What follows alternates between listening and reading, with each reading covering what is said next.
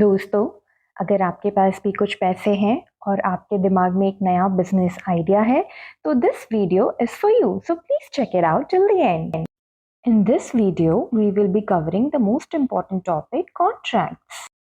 Contract है क्या? Example, parking lot में भी आप जब अपनी गाड़ियां पार्क करते हो तो जो रिसीट मिलती है आपको पैसे देने पर, that is also a kind of contract.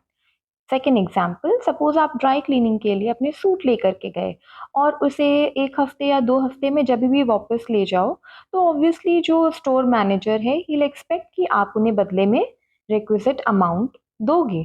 तो this is also a form of contract, because it's expected कि आप उनको सूट दोगे धोने के लिए, वो धुलेंगे और आप उनको पैसे दोगे बदले में. तो this is also a sort of contract. So I expect आपको ये पता चल चुका होगा कि आप कॉन्ट्रैक्ट क्या है.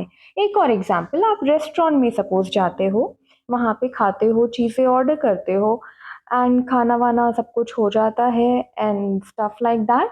Then of course it is like, you are expected to pay the bill. This is also a form of contract. It is understood कि आप खाने के बाद उनको पे करोगे. तो ये रोज़मर्रा की ज़िंदगी में हम हर जगह कॉन्ट्रैक्ट्स हमारे काम आते हैं और likewise business. So guys, in order to start your own business, there are a lot of documentation, procedure and legal compliances that needs to be followed. आज के टॉपिक में हम कॉन्ट्रैक्ट्स कवर करेंगे. सो गाइस, एक written contract होना बहुत ही ज़रूरी है, सो दैट कल को हमारे बिजनेस पार्टनर्स ये कोई क्लेम ना कर सके कि ये तो हमारे बीच कोई अग्रीमेंट ही नहीं हुई थी. There was no such terms and conditions that we agreed upon. कल को कोई ऐसे डिस्क्रिपेंसीज ना हो, इसलिए जो भी सारे टर्म्स एंड कंडीशंस, जो भी सारे क्लॉजेज हैं, वो पहले से ही एक अग्रीड फॉर्मेट में रिटन हो, ताकि कल को कोई भी अगर ऑपोजिट पार्टी यानी जो भी हमारे बिजनेस पार्टनर्स है, कल को ये ना बोले कि नहीं, हमने तो जी ये वाले क्लॉज के लिए अग्री ही नहीं करा था.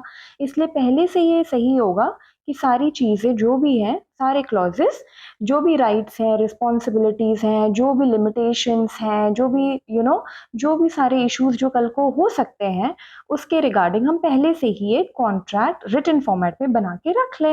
अब हर कंपनी को सॉफ्टवेयर एप्लीकेशन की तो ज़रूरत होती ही है अपनी बिजनेस रन करने के लिए. तो कई बार क्या होता है कि जो कंपनी है वो किसी सॉफ्टवेयर कंपनी के साथ अग्रीमेंट कर लेते हैं कि वो हमें सॉफ्टवेयर लाइसेंस पे दे दें या तो डेवलप कर दें. तो इन केस अगर हम सॉफ्टवेयर लाइसेंस कर रहे हैं, तो जो लाइसेंसर कंपनी है वो टर्म्स एंड कंडीशंस कुछ हमें लिख करके देंगे, जिसके अंदर एक वो ये लिख सकते हैं कि हमें बस ये लाइसेंस दिया है उन्होंने यूज़ करने का, और वो भी एक नॉन एक्सक्लूसिव लाइसेंस है, एज इन ये एक्सक्लूसिव लाइसेंस नहीं है, ये हमें छोड़ करके और भी बाकी कंपनियों को भी ये लाइसेंस दे सकते हैं. सेकेंड, वो ये भी लिख सकते हैं कि ये नॉन ट्रांसफरेबल लाइसेंस है, हम किसी और को ये सब लाइसेंस, किसी और कंपनी को हम ये सब लाइसेंस नहीं कर सकते.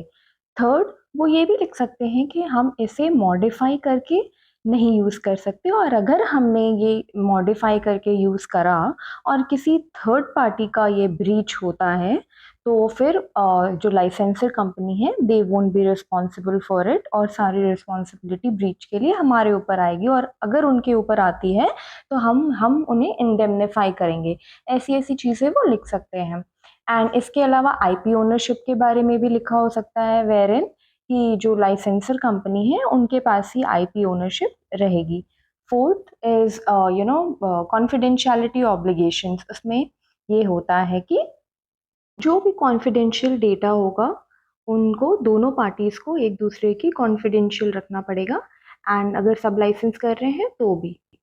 इसके अलावा term and termination important clauses हैं कि ये कब स्टार्ट होगा, एंड कब होगा, एंड जुरिस्डिक्शन क्या होगी. ओके, सो फ्रेंड्स, लगभग सारे इम्पॉर्टेंट क्लॉजेस जो एक सॉफ्टवेयर लाइसेंस एग्रीमेंट में होने चाहिए वो हमने डिस्कस कर लिया है. इसके अलावा आपको कौन से अग्रीमेंट्स के बारे में स्पेसिफिकली देखना है, ये कमेंट ज़रूर करिएगा. Thank you.